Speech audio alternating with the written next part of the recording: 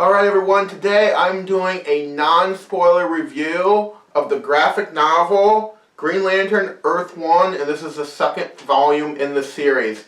This is written by Gabriel Hardiman and Karina Becco, and it's illustrated by Gabriel Hardiman. Alright, so like I said, this is going to be non-spoiler. We're not going to discuss any spoilers at all for this book. There will be some spoilers for Volume 1, so if you haven't read Volume 1, obviously get on that before you read this one. But yeah, but definitely pick up Volume 1, read that, and then, pick this one up. So, like always, going to do my pros and my cons and do an overall score for it. So we're just going to jump into it right now.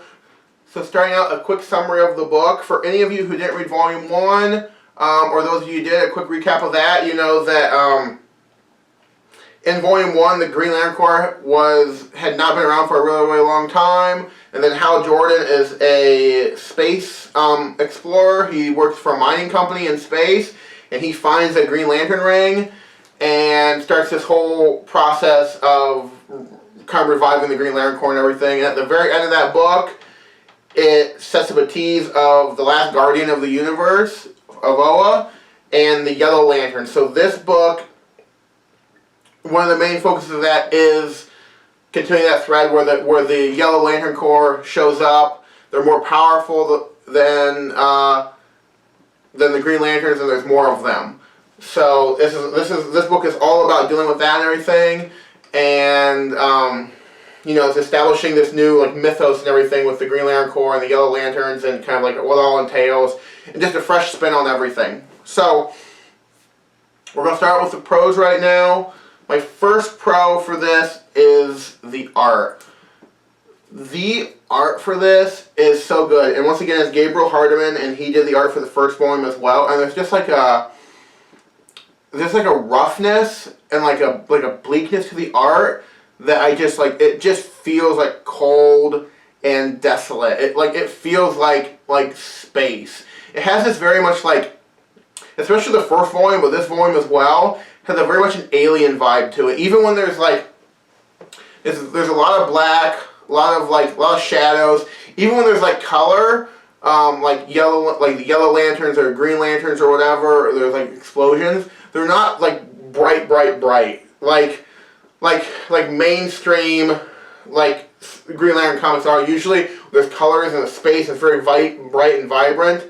This, a little bit more muted, a little more dark, and it really just sets this it feels like it's not a horror book, but it feels like a horror book. Like if an alien all of a sudden just showed up, or a chest burster, it wouldn't feel out of place. There's just a bleakness to it that, with the art and everything, that makes it feel just very, very just unforgiving and isolated, which was perfect for this book because they're dealing with the depths of space and everything, so it's just perfect for it. Another pro, which I kind of touched on, is that space feels dangerous, which a lot of that is what the art and everything, but it just feels it doesn't feel it's not going to be this big romp, fun little journey. It feels like around every corner there's something that could kill you or hurt you. It just feels just this, there's just this dread with space. It just feels bleak in here, and I like that, especially because mostly in Green Lantern they treat space as this wondrous and this place where there's danger and there's scary elements as well, but it feels there's all kinds of opportunities and everything, and limitless and discover stuff. This feels very, very just space is dangerous and you need to watch out for it. And I like that, and it really fits the tone of the book. Another pro is the Hal Jordan character. I really like how they portray Hal Jordan in this. He's very similar to his main DC Universe character. They do tweak him a little bit. There's not as much recklessness and disregard for orders as there is in the main DC Universe. There's some of that. He's very much a free thinker, and he believes in speaking up if he doesn't think something's right or whatever, but there's not that recklessness. But he's still very much that heroic character. He wants to do good. He's very much sacrifice himself to save other people. So I really like how they write this Hal Jordan. Just really, really great character. Got still some of that same humor as the main DC Universe version, but just really, really like him. Another pro for this book is changing the mythos.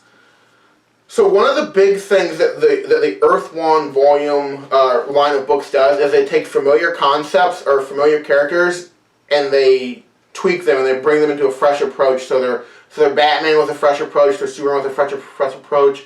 This is a fresh approach. If they do any other books, it'll be a fresh approach. They're not burdened with 75 years of continuity. They can just do their own thing. So that's one of the big things I liked with this book is they change the mythos of the character. So they introduce familiar elements and stuff, like, you know, Hal Jordan, Green Lantern Corps, John Stewart, Yellow Lantern, Sinestro, but they tweak them just a little bit so it's not the same as it always is. With like the Green Lantern Corps and everything, the rings do not choose people based on if you can overcome great fear or not. It chooses people based on if you're heroic and if you're like a good person, but overcoming great fear isn't how it picks the rings. And the rings they're more like tools and weapons than they are like kind of like what they are in the main DC universe and everything. So they don't react to your imagination or anything. No one's making things or anything with them. There's just like blasts of light. They're traveling. They're just shooting like beams of light at each other to fight and everything. There's no one's making like jets or boats or monsters or whatever or anything like that to fight. It's all just very much more straightforward and everything. And the Yellow Lanterns are the same way. People aren't being selected to be a Yellow Lantern because they're based on their ability to instill fear. They're pretty much just a tool for, in this case, the last guardian of the universe to use to reshape the universe with his Yellow Lanterns. So there's not the spectacle and stuff. They're very much straightforward. It's more just like militaristic with them. So there's not the whole like shot pop and everything and just like designing different stuff or whatever. So it's very much just like very much more just like basic with the rings. There's still an AI function to the Green Lantern ones, like they can talk to their user and everything, but not as much like all the other stuff that they have in like the main universe and everything. And then just like their tweaking of like the Green Lantern Corps and the Yellow Lantern Corps and all that kind of stuff, and keeping some elements the same. Like Manhunters, like the Manhunters came before the Green Lantern Corps, and there was a glitch, and they massacred people and stuff. That still stays in place from the main DC universe, but just like switching stuff up just a little bit, tweaking tweaking John Stewart and everything, so he's a little bit different than he is in the main universe. Really interesting aspects and everything, which I'm trying not to spoil anything because this is going to be a non-spoiler review. But I just really like. It's just a very, very fresh take on the material, and one that's not burdened with 75 years of continuity and everything. So I like this fresh take on the mythos and everything. I think they really do a good job of taking what's already established and using what they want to, but just tweaking it or just adding new elements into it. It's really, really nice. Really, really nice thing they did there. Alright, and for my cons, I only have one con. And that one con is that there are a lot of characters in this story. A lot of characters. And you don't get a lot of time to connect with characters because there's so many of them.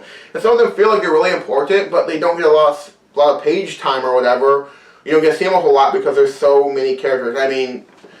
I mean, just like you have like so many Green Lanterns that Kilowog and Sinestro and Arisha and Hal Jordan, and then you have like Carol Ferris and John Stewart and other characters that are new to this book that aren't established anywhere else, crews and stuff of different stuff of spaceships and stuff that they interact with and stuff, and they do a good job of making these characters unique.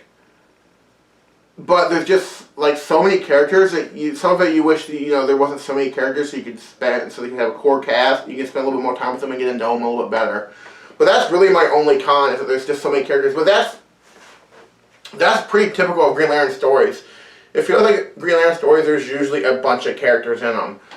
So there's a bunch of characters in like Green Lantern Rebirth and Sinestro Corps War and Blackest Night. So it feels like that's like a common thing with Green Lantern is to have a bunch of characters. The problem is with this is they're establishing this new universe and everything, this new line, and there's so many characters that you wish you had a little bit more time to focus on them and everything. So hopefully, if, going forward, if there's other volumes of this, that some of these other characters will get fleshed out and they're going to spend a little bit more time with them and everything.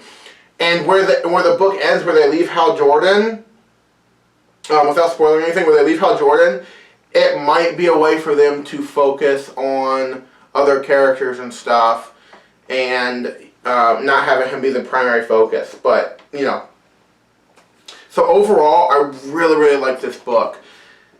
If you're someone who, collects the line of the Earth 1 line of books, add this to your collection. If you're looking for like a starting on point, like you like the character of Green Lantern, but you don't want to read, you don't know where to start or whatever, I would pick up these original graphic novels of this. There's two volumes. I think this was like $20. I'm not sure how much the other one is now. It's been out a couple years, but this was like $20.